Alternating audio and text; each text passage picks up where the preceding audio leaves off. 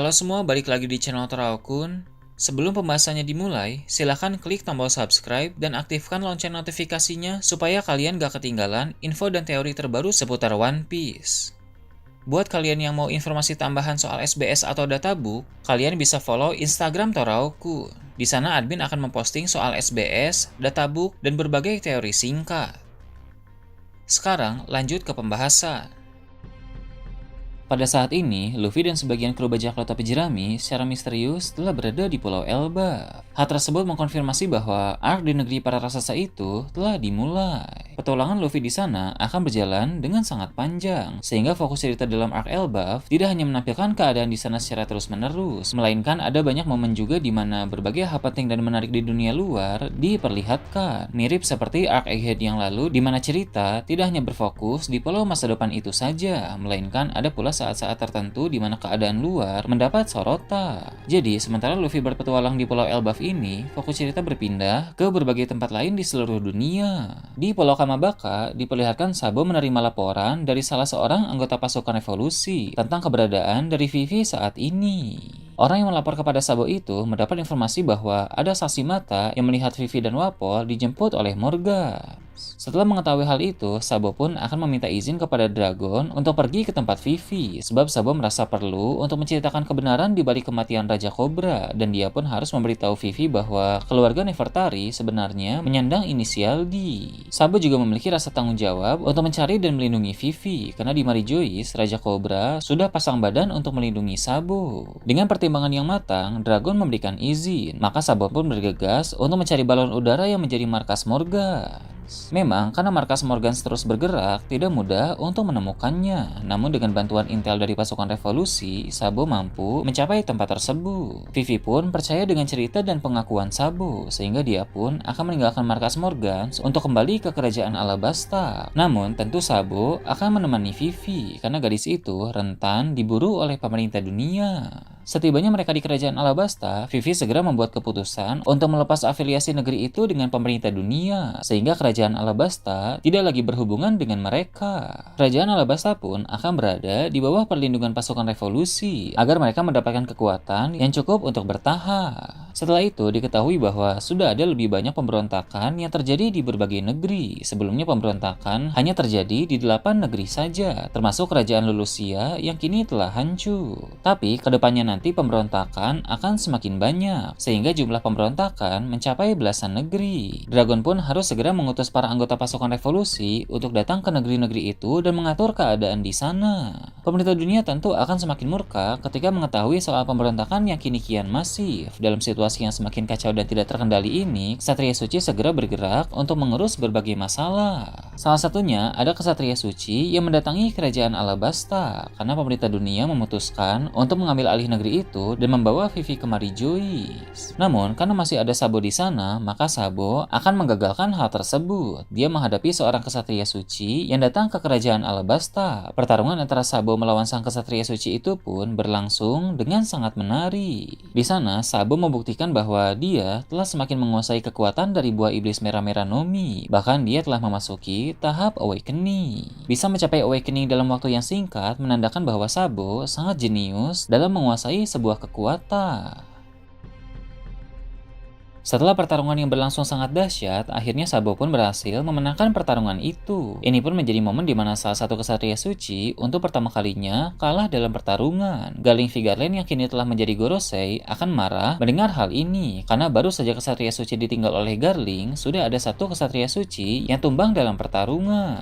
Berhubung sinyal di bagian Red Line sudah disadap oleh pasukan revolusi, Dragon pun mulai menghubungi Garling melalui Denden Mushi. Dragon dengan tegas langsung menantang Garling secara langsung, karena jika Garling tidak turun tangan, maka pasukan revolusi akan membantai Ksatria Suci satu persatu. Ini pun menjadi pemicu awal dari pertarungan Dragon melawan Garling. Sementara itu, ada banyak hal besar dan menarik lain yang juga terjadi di berbagai tempat. Salah satunya adalah pergerakan dari para ilmuwan. Sains merupakan salah satu aspek yang penting dalam cerita One Piece, sehingga para ilmuwan akan memainkan peran yang signifikan dalam saga terakhir yang sedang berjalan ini. Seperti yang kita tahu, dalam beberapa chapter lalu, tercipta Vegapunk baru yang terdiri dari Shaka, Edison, Pythagoras, dan Atlas. Mereka berempat bergabung sehingga Vegapunk baru itu memiliki 4 kesadaran dalam satu tubuh.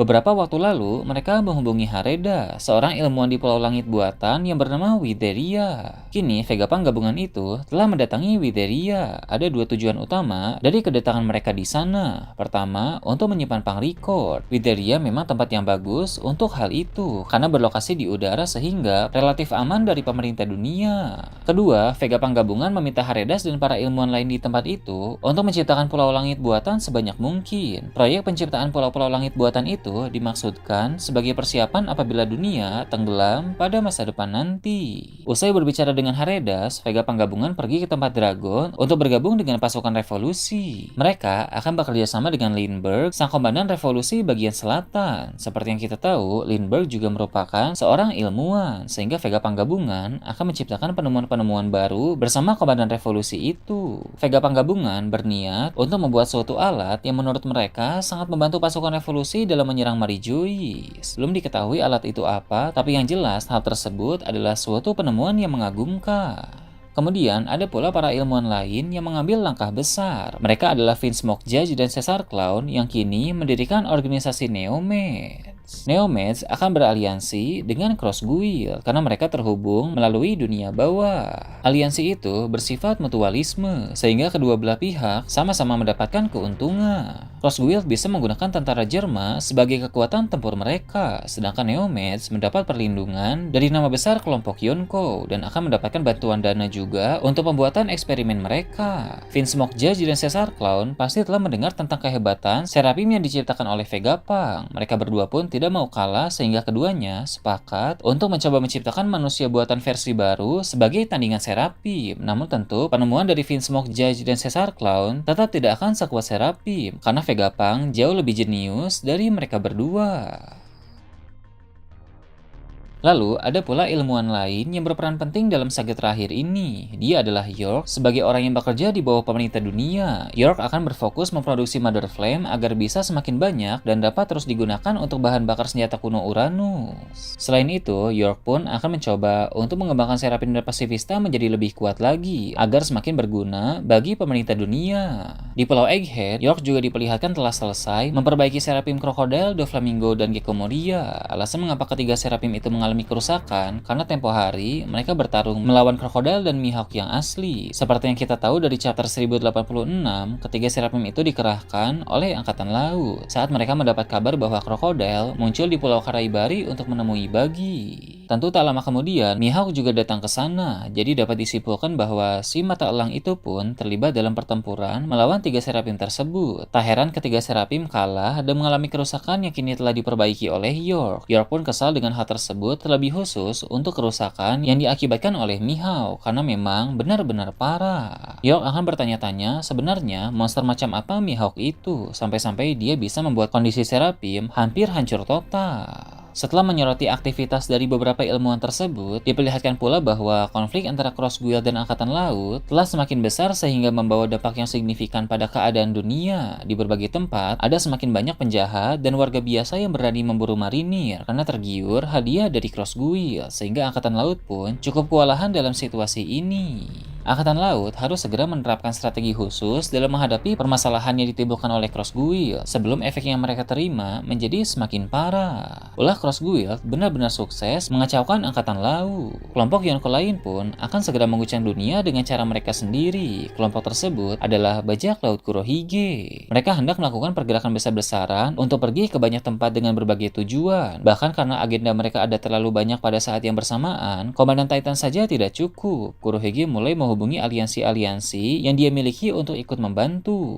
Di antara para aliansi Kurohige, ada seseorang yang disebut sebagai sekutu terkuat. Belum diketahui siapa orang ini, entah dia karakter baru atau tokoh lama yang sudah pernah muncul sebelumnya, tapi sebagai sekutu terkuat Kurohige, tentu orang ini akan memainkan peran penting dalam membantunya. Semua hal itu terjadi ketika Luffy masih berpetualang di Elbaf, sehingga seperti yang Admin bilang di awal tadi, peristiwa-peristiwa tersebut menjadi cerita-cerita sampingan saat Arc Elbaf masih berlangsung. Berbagai peristiwa besar itu akan membawa dunia pada perkembangan yang tidak terduga.